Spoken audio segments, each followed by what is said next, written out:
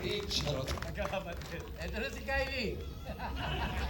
That's the running joke of tonight. Magkaka-height sila. Alright, bati na tayo. Let's start off with Gray. Hello po mga kapamilya and all of our friends from the press, mga fans po, and the production, everyone's here.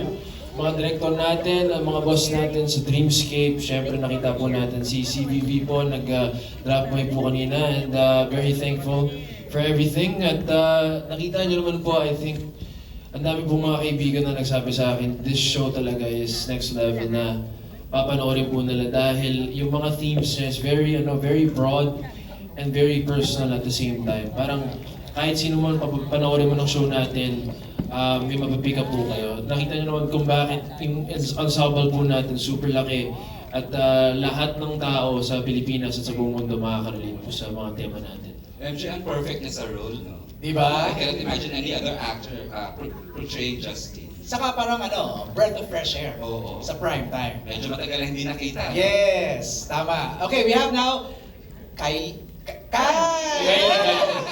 Hindi ka man Kylie. Iba yung Kyle. Thank you, Mami Jake. Hello po sa inyo lahat. Magandang gabi po sa inyo lahat. Ako po si Moises Malonzo, isang bata nangangarap para sa pamilya niya at gagawin po ang lahat para sa pamilya niya. Nakita niyo naman po yung connection namin tatlo ni Tatay, ni Ate Grace. Sobra po ako natutuwa at sana po nag-enjoy din po kayo. Pero nai-imagine, nagsisink in na ba sa'yo, Kyle, na ito yung biggest project to date mo?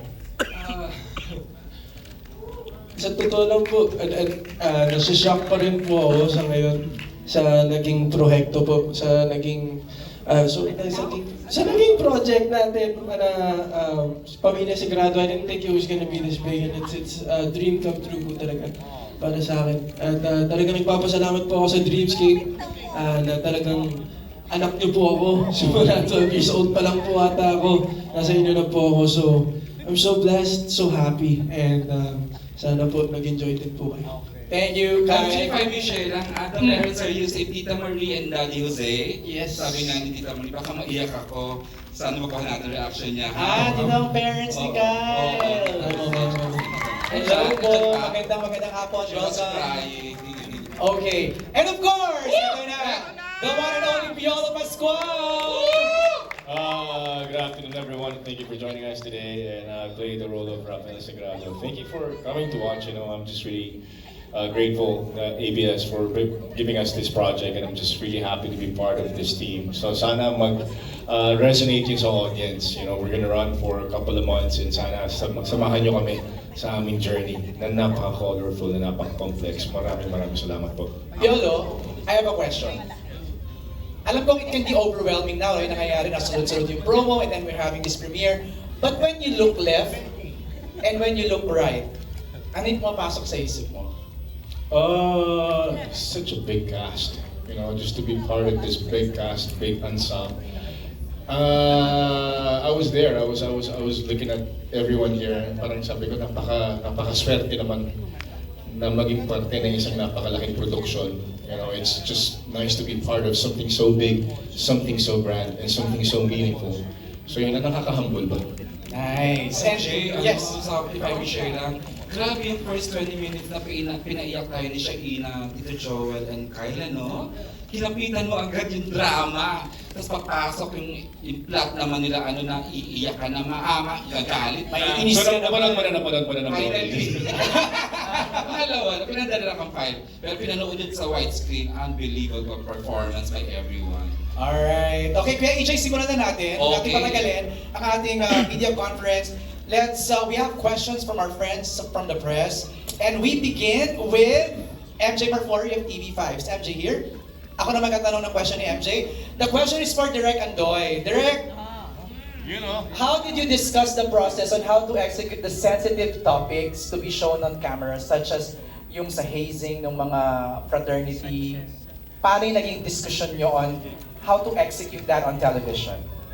Discussion with the actors. With the actors, with the team, with the creatives? Okay. Nasulat na kasi. Nakasulat na siya.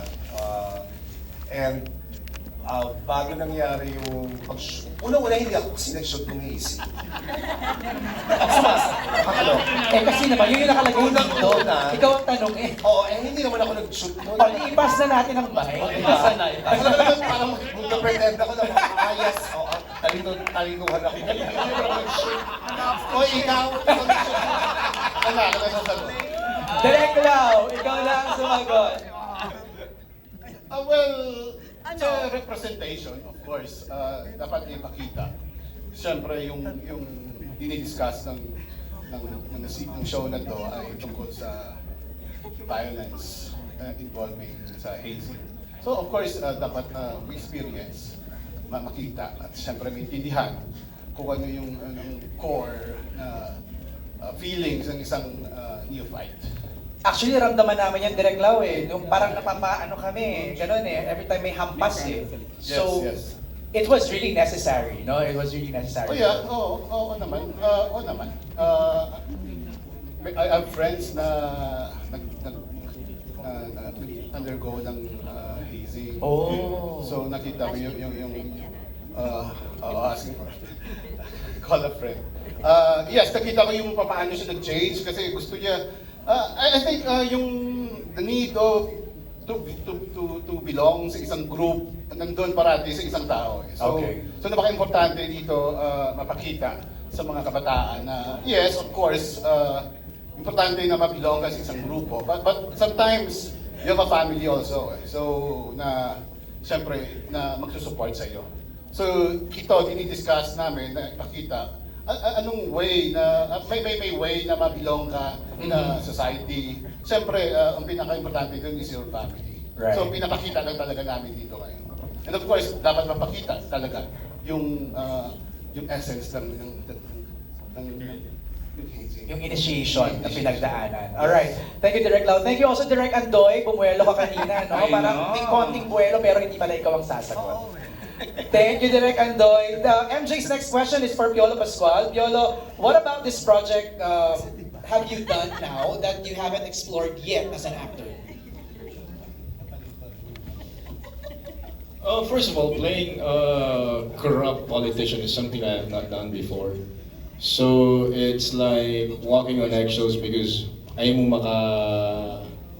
mong masabihin na may pinapatamaan ka because at the end of the day, it's fictional. So we're trying to be careful, but at the same time, we really want to mirror society as if it's happening nowadays. So yun lang naman yun sa akin. At the end of the day, I'm just an artist, I'm a talent, and I want to be able to personify a certain character. Di saka ang fresh lang na ang bad ng character mo kasi sanay nga kami sa good boyfriend, Totoo. anak, Kasi tatay. yung sinabi sa akin ni Tito Deo na 100 episodes, nagbilang ako ng taping day. Sabi ko, let's go. Let's go. Yun pala ang ano. MJ, gusto kong kasi yung creators bago pa. Ayun na nga. Hindi mo kay Kuya Joel. Kasi diniclare na ni Joel MJ na this is his biggest teleserye na nasulat with his team. Joel, why is it? Well, sa dami ng cast, biggest. Noted ka naman sa ganyan, di ba? Kita niyo naman, ginastusan, di ba? Wow. Hindi, talaga, the story is big. Yung tinatouch na subject is big, inspired by, what's happening or experiences natin. And as you said, meron kang question. No, kay Joel kasi, ang gusto kong malaman, right from the very beginning ba talaga, big cast na to? Oo, ang O vision. nanganak along the way? Sa simula pa lang big, fraternity, world ng fraternity, world ng politics, world ng masa, ng college, ang dami-daming worlds na pinagsama-sama para mabuo tong kwentong to. So, hindi ko nga, na-overwhelmed na ako, napanood ko sa sinehan. Kasi napanood lang namin sa small screen. I mean, sa preview, sabi ko nga,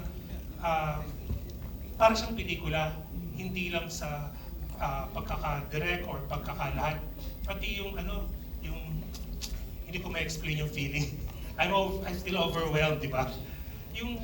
Minsan kasi pag nanonood ka ng teleserye, pag pinamanood sa sinihan, Parang magnified ng parang, sobra. Oo, ito, pang sinihan. Actually, MJ, if it's a Joel Mercado writing, talagang unsung Isa sa, ayan, malinaw ang characterization ni Joel from day one ng mga characters niya. Talagang malakihan si Joel. Saka grabe yung binuo nyo dito, inisa-isa, defined lahat ng characters, di ba? Parang, Matagal din, matagal pinagpitigan. At bawat isang tao na nakaupo dito may nag-present ng isa kanila. Character. wow, interesting. Thank you, Joel. Maraming salamat. Ang next na magkatanong is Alan Sanco.